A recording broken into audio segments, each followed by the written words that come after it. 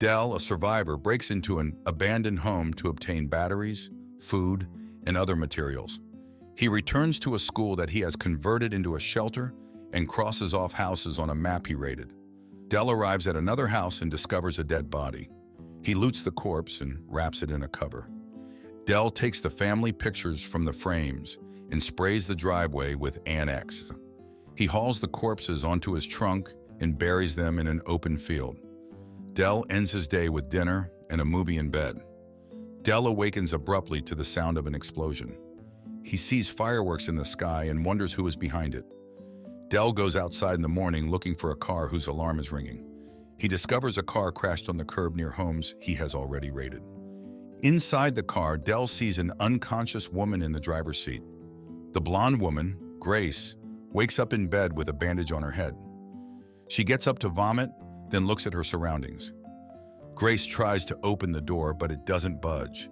She bangs on the door, asking for support, and Dell asks whether there are any more survivors. Grace says there isn't, and Dell wonders why she's still alive. Grace directs the question back at him, but he does not respond. Dell questions why she carries a gun, but Grace explains that she found it and worried that the deceased would turn into zombies. Grace tries to get out and says she needs to use the bathroom. Dell tells her to count backward from 100 until she can open the door. He informs her that a car is ready outside for her to leave and continue what she was doing. Dell instructs her to step away from the door and he unlocks it. Grace starts counting, but she doesn't obey Dell's instructions and opens the door. Dell steps out of the house and Grace walks after him. She asks about the smell and dead bodies, and Dell tells her he took care of it. He hands her the keys and walks off. Grace follows him and says she wants to stay and is in disbelief that Dell is okay with letting the human race go extinct. Dell only wishes her good luck and leaves her alone. Grace refuses to leave and sticks with Dell. Over dinner, Grace speculates about what could have caused the apocalypse, but Dell is unconcerned. Grace asks Dell about his life during the apocalypse. He tells her that it happened while he was sleeping, and he used to work at the school library where they are eating dinner.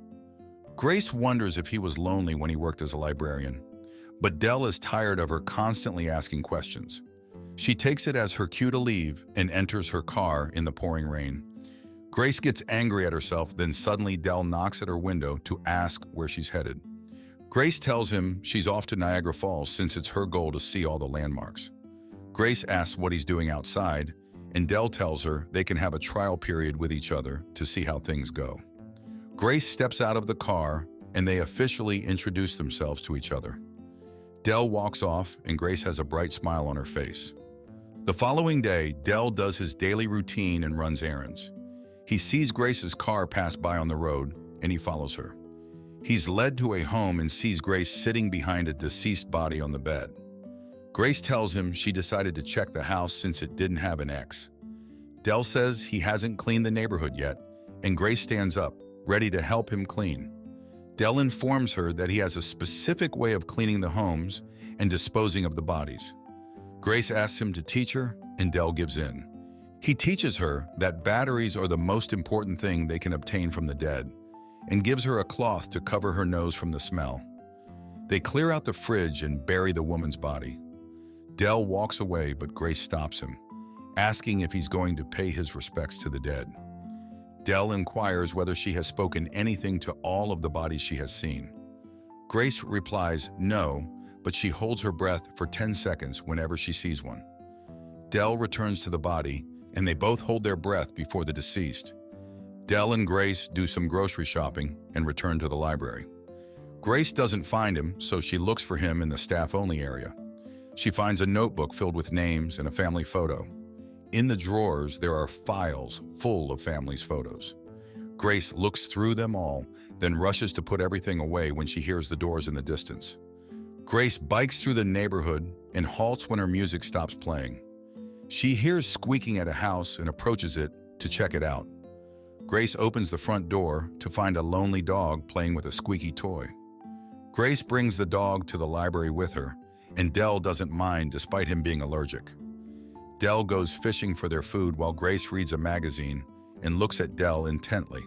They have dinner at the library, and Grace rambles about the goldfish she once had.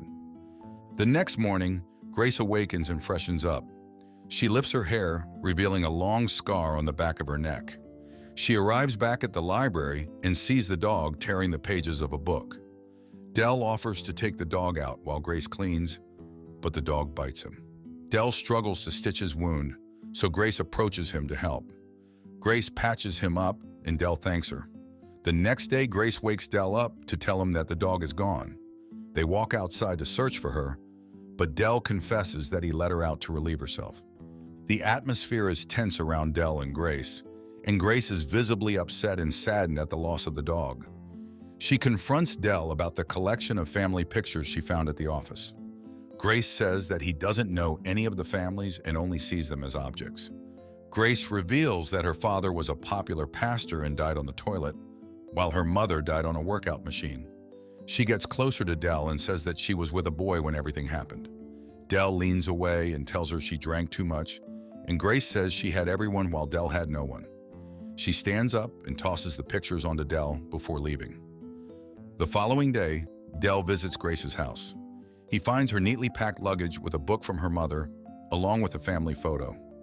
Grace sees him and asks what he's doing, and Dell says he has something to show her.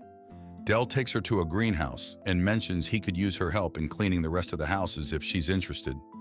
Dell and Grace clean the houses and bury the bodies, holding their breaths for 10 seconds each time. Time quickly passes by, and soon most of the houses in the neighborhood are cleared. Grace places her hair in a bun and feels the scar behind her neck. She unties her hair and sets off.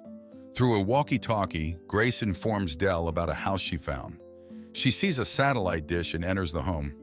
She sees a corpse sitting at the table, and Grace covers her face before approaching it. Dell arrives and tells her she isn't supposed to be there. Grace asks why and tells Dell that the house isn't on the map.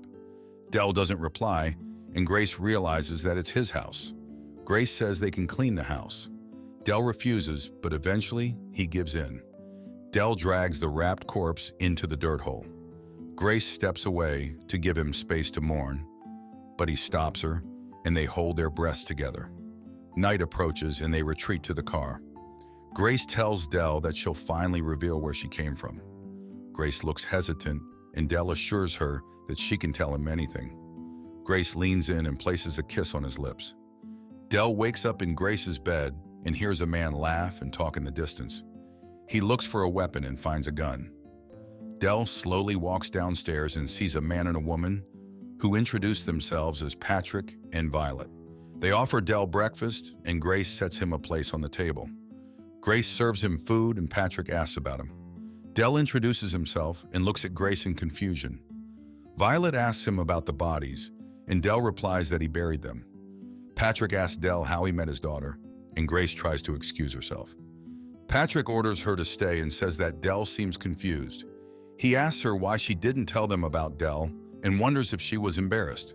Grace introduces them as her parents, and Patrick starts talking about golf. He mentions that Dell would love to meet the others, leaving him even more confused. Grace's parents look at her and are surprised that Dell doesn't know about the others. Grace tries to leave the table to go to the bathroom, but Patrick demands she stay. They can't believe that Grace left Dell thinking he was the last man on Earth. Dell asks how many survivors there are, and they tell him there are thousands. He gets up to leave, and Grace follows him to explain everything. Dell gets in the car, and Grace explains that they aren't her real parents and was paired with them when she arrived in California. Dell is upset that she lied about there being no other survivors. Grace defends herself, saying she had no choice because he wouldn't have let her stay if she told the truth.